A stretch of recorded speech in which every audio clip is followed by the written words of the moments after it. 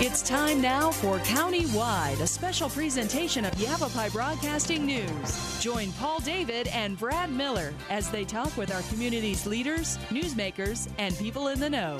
You'll hear about the hot topics that affect all our lives here in Yavapai County.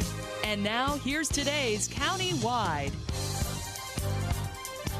Well, good day and welcome to the program. It is Countywide. Brad Miller with you, and we're happy to welcome into studio today Heather Provencio is the district ranger for the Red Rock Ranger District on the Coconino National Forest. We say hello to you. Good morning. We've nice chatted to be with here. you a number of times. John Nelson, we're meeting for the first time today. John is with the law enforcement arm of the Coconino National Forest. And John, hello to you, sir. Thank you. Good to have the two of you come in today. We're going to talk about something that's been in our news coverage recently. We've talked with Brady Smith with the Coconino about this. There's been some enforcement actions, folks. Several different things, actually. A couple of folks kind of building or altering trails contrary to the rules that apply to those kinds of things. And similarly, some mountain bikers have been doing some things on the forest that is not typically allowed without kind of the proper process. There's been some prosecutions. Some folks have lost privileges on the forest. Even, I think, some monetary fines have come out. It's a serious business, and we're going to talk to our guests about that today. So let's just kind of start there. Is that right, Heather, that we've had recently some actions through the courts where folks have kind of misused the forest, whether they meant to or not, and it can be a serious problem. Is that right? Absolutely, and not an easy problem to catch. Yeah. So, you know, our district is 550,000 acres, and people are out at all hours. And so recently we've been successful in convicting 4 different people for trail building, construction, alteration. I don't want to necessarily pick apart each specific case, but when we talk about trail alteration, or can you kind of generically describe what people are doing or changing that becomes a problem? Well, when people bring out tools and begin to do any kind of earth moving without authorization. So we do scientific studies before we do any earth moving in the Forest Service. And we have specialists that know how to build sustainable trails and that kind of thing. So if people are working outside of that process, that's a problem. John, you're on patrol and you see a guy with a shovel and a hoe walking along, you think that's somebody I'm going to stop and talk to for a minute, probably. That's correct. And in one case, that's what our officer did, walked upon someone that was maintaining a trail, maintaining the jump, and that resulted in a case that we had in court. I said I wasn't going to mention specifics, but in one of them, I think the one you're referring to, a mountain bike enthusiast, they built kind of ramps so they could kind of enjoy riding as well as jumping a little bit and doing those kinds of things. Is that what happened? Yeah, that's correct. And we have a regulation that that it's a violation if you construct or maintain any type of trail or structure on National Forest land without permission. It's a violation, and it's a Class B misdemeanor. You've got people to do that, to take care of those trails in the proper way where it's been studied and it's been understood as to how those things work. That's right. We have the experts, and we're bound by law to do the environmental analysis on those areas before we do any type of ground disturbance. And so we have the specialists to take care of all the trail maintenance and building, and all that should be managed by the Forest Service with input from the public.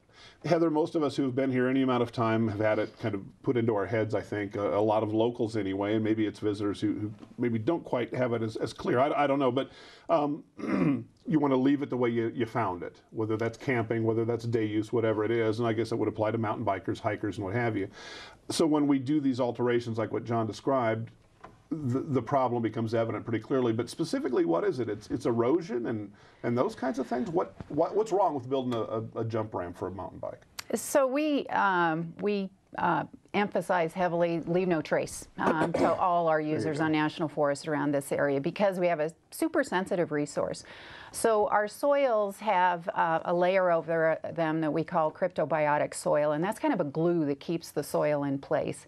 Once people step on that, horses walk on it, bikes are on it, that cryptobiotic soil breaks away. The soil is very loose. It can blow away. It's really susceptible to rain, erosion, And suddenly we have a spider web of trails that were unplanned, that are kind of direct follow the fall line down hills, and erosion eventually takes those to a place of kind of no return. It's hard to rehabilitate those areas. And with 3 million people visiting the area, the problem becomes very big very quickly. And it seems like a kind of a I'm not sure the word for it, but a non-specific trail, or a system trail, socially trail, created. Bingo.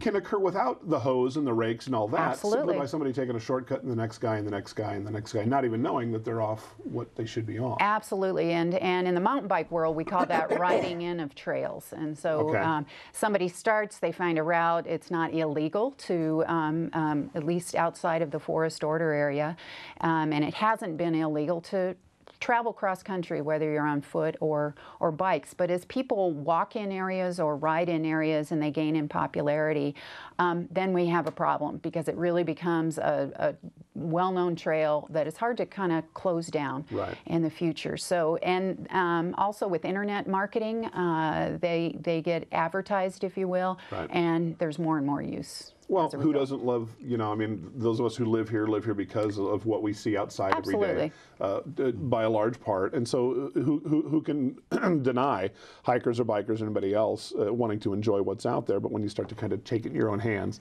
that's where the trouble comes from.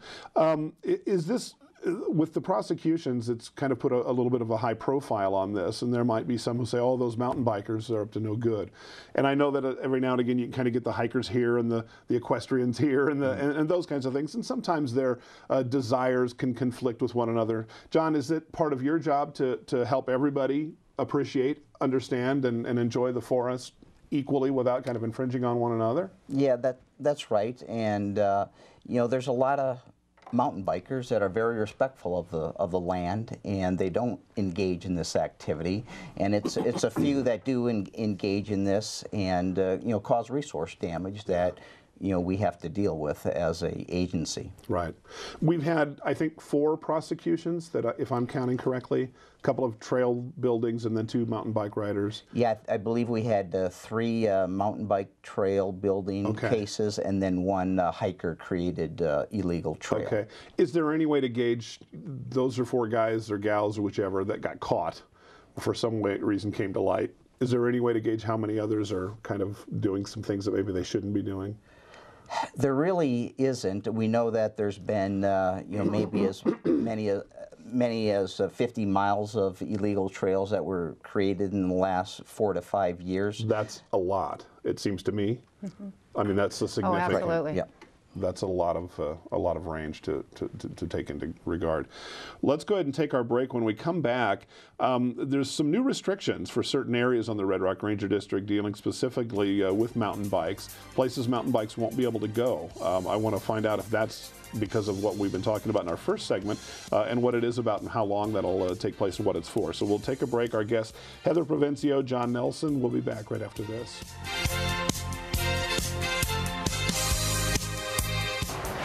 Move over, AZ. Arizona's move over law requires you to move over or slow down when you drive past any vehicle pulled over with flashing lights. Any vehicle means emergency responders, roadside assistance, law enforcement, highway crews, even stranded motorists. Ignore the law and you could pay a fine. Remember, every vehicle, every time. Move over, AZ.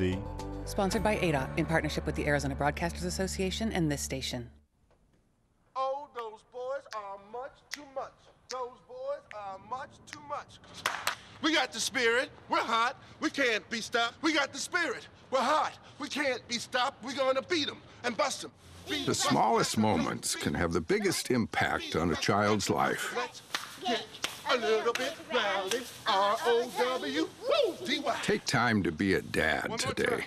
Call or visit fatherhood.gov to learn more.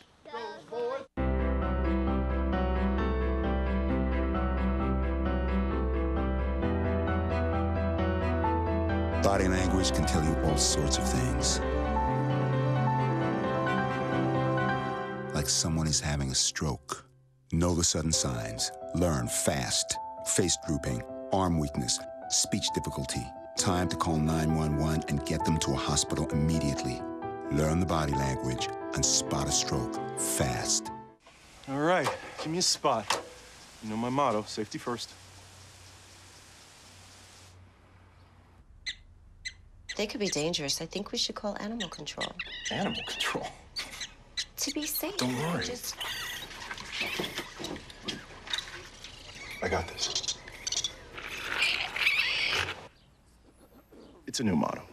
You don't have to be perfect to be a perfect parent. There are thousands of teens.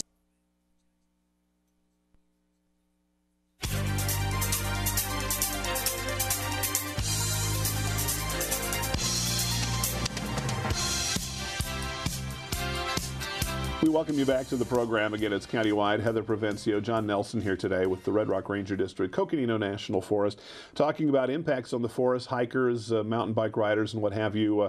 In a few cases, illegally building or altering trails, causing some problems that way. One of the things, an announcement that came out here just not terribly long ago, there'll be some restrictions for as long as 2 years within the Red Rock Ranger District. And these areas will be, tell me if I'm not saying this right, off limits. Certain spots on Schnebly Hill, the airport Mesa area, Carroll Canyon, Sherman Mountain, the Cathedral Rock areas. Is that right? Well, not off limits per se. Tell me what's this okay, is about. So what's going on in a few areas around Sedona is that we are restricting mountain bikes, bicycles, wheeled bicycles, obviously, to system roads and trails. Okay. So people can walk cross country, but we always encourage people to stay on trails. But in these particular areas, we have some real sensitivity with archaeological sites and with soils issues and water quality and that sort of thing. Okay. One of the areas is a research natural area, so we want to keep people on those system roads and trails.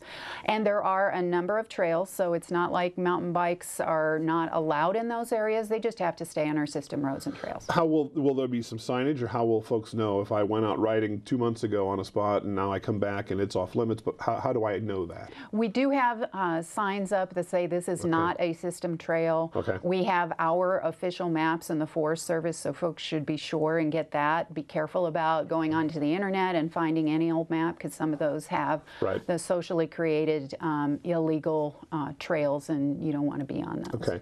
The timing of this seems very coincidental to me, because it does kind of come on the heels of these prosecutions where this has been in the news and happened. Now, I know the folks that these prosecutions took some time to come to light and those kinds of things. So it's not piggyback like that. But I looked at this when it first came out. I thought, well, they've had it because of these violations that we've heard about, and presumably others that are continuing, so they're going to shut it down. Well, it's a multi-pronged approach we're taking to the problem, or to addressing the problem with. So we're looking at education to help people understand that we all have impacts on the national forest, and to think about as an individual what that impact is. So stay on those system roads and trails. We understand that we don't have the mountain bike opportunities that user group was interested in. We're behind on that. So we're working with mountain bike groups in the area on trails, connections, that sort of thing that work for them. We'd also inadvertently built in features that were great for hikers but weren't so good for mountain bikes. So working through that. And we're also focused on a long-term planning effort, so a broad plan for the entire Sedona area, comprehensive plan. And so once a month we meet with community members and talk about what we want that system to look like. So what's missing now, what do we need, and what can we afford to maintain into the future.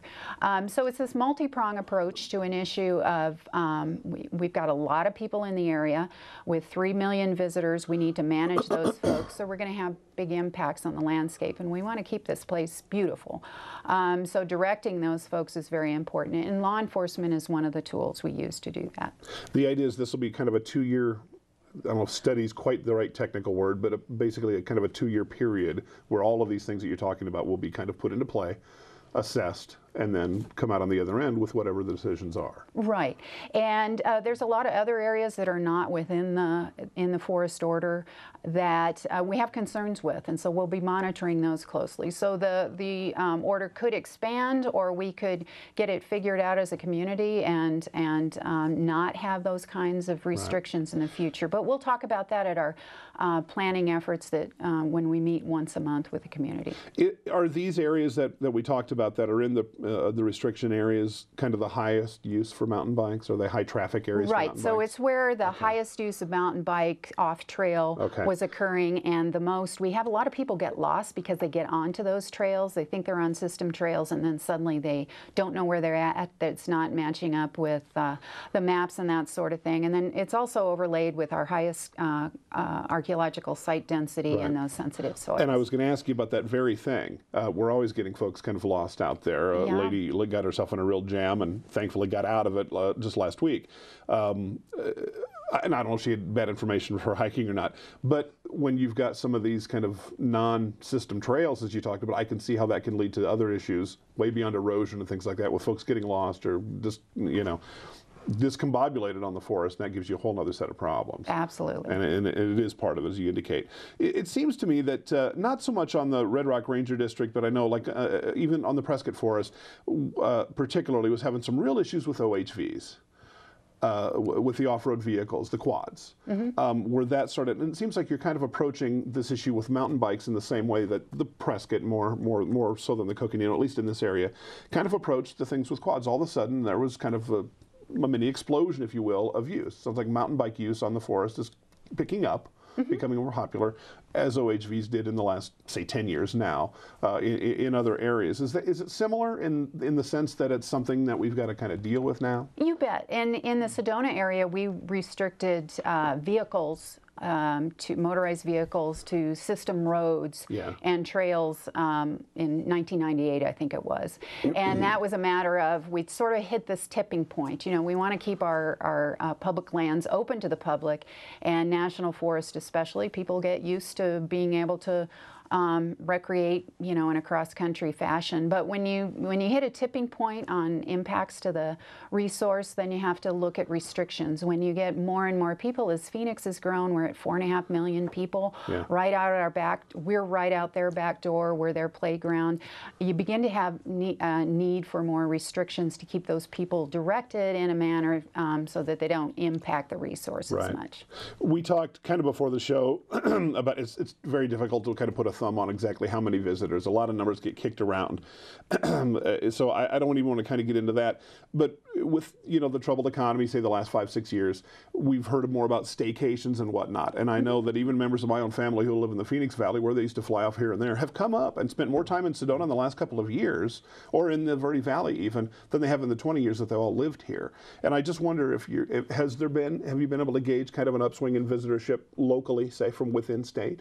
Yeah, we have noticed that. I think it was about 3 years ago, visitation was maybe down in the hotels in the Verde Valley and Sedona, but on the National Forest, our campgrounds, visitation was up. So I think you're right. People we're a low-cost, alternative vacation. Yeah. The state parks were having some troubles that some have been sorted out, some are still having some issues, but you can see how it's going to kind of funnel visitorship into one specific area or several specific areas. We need to take another short break, so go ahead and we'll do that. We've got our guest today, Heather Provencio, John Nelson, talking about trails, illegal and otherwise, I guess, on the Red Rock Ranger District of the Coconino National Forest. We'll be back right after this.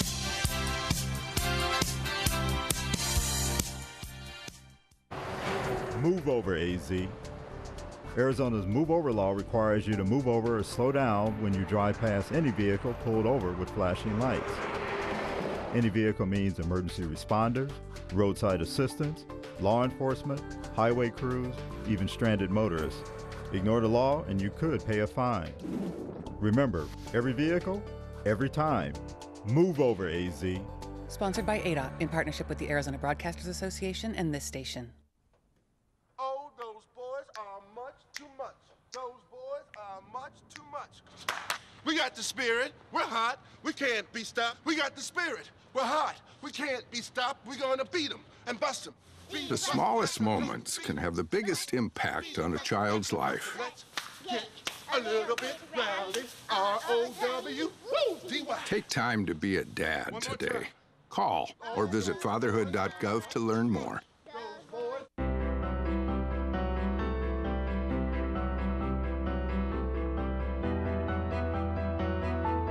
Body language can tell you all sorts of things. Like someone is having a stroke. Know the sudden signs. Learn fast. Face drooping, arm weakness, speech difficulty. Time to call 911 and get them to a hospital immediately. Learn the body language and spot a stroke fast. All right, give me a spot. You know my motto, safety first. They could be dangerous. I think we should call animal control. Animal control? To be safe. Don't worry. Just... I got this. It's a new motto. You don't have to be perfect to be a perfect parent. There are thousands of teens in foster care who don't need perfection. They need you.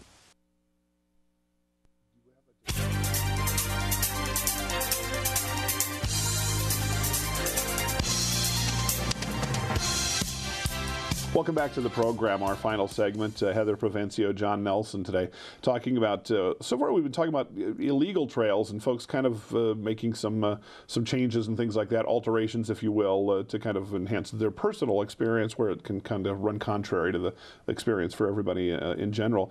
But is there a way, and what is the process for if I do want to come to the forest and say, you know, there's an area where we ride, we'd like to build a ramp or we'd like to do something that might involve some picks and shovels and things like that. Can I even approach and say that, or am I going to get laughed right out of the office? Heather, how does it work?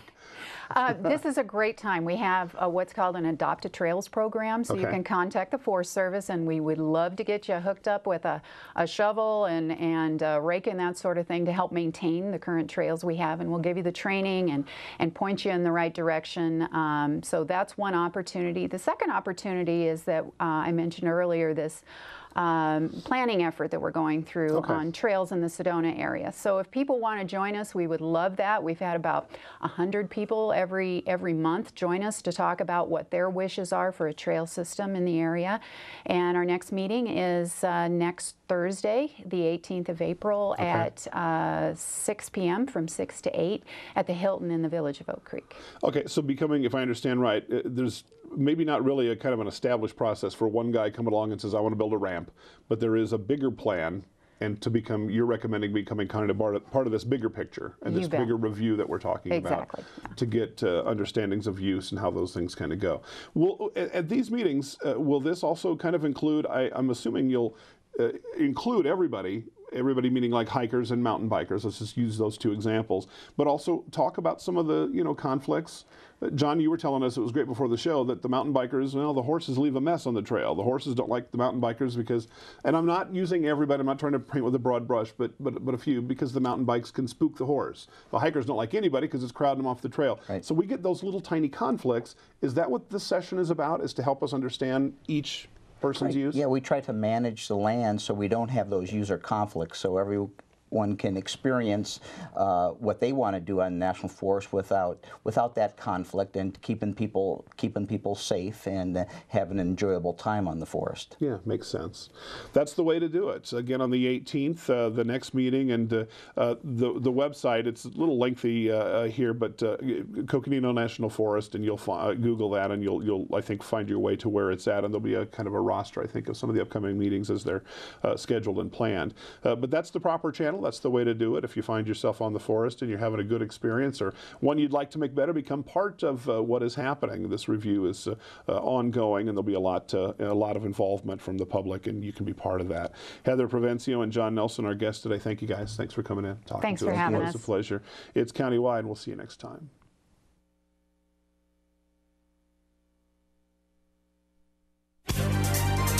This has been Countywide, a special presentation of Yavapai Broadcasting News.